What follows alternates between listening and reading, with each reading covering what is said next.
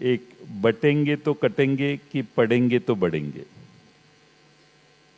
मला असं वाटतं की बटेंगे तो कटेंगे आणि पढेंगे तो बढेंगे याच्यामध्ये बटेंगे तो कटेंगे समजलं तरच पढेंगे तो बढेंगे आहे.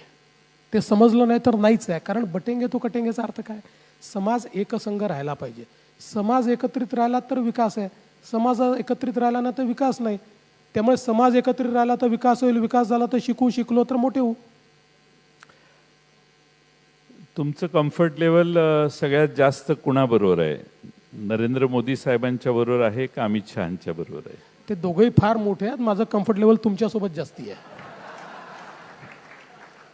आपला रूल असा आहे की दोघातलं एक नाव घ्यायचं, पण आता तुमचे आपण मित्र असल्यामुळे मी हे पण सोडून देतो. तुमचा आवडता पोशाख कोणता, जॅकेट का हुडी?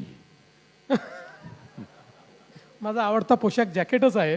समोर कधी कधी हुडी पण घालायला आवडते. समोर बसलेले एक ग्रस्तांना तुम्ही हुडी घालून बऱ्याच वेळेला भेटला असं मी ऐकलं. असे सांगणारे समोरच बसले आहेत. हो.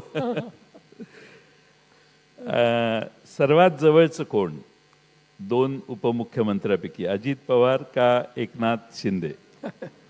हे दोघेही जवळचे आहेत. असं नाही, पण सगळेच सांगतो. रूल तुम्ही मोडायला लागलाय. रूल नाही मोडत, मी पूर्ण सांगतो. दोघेही माझ्या जवळचेच आहेत.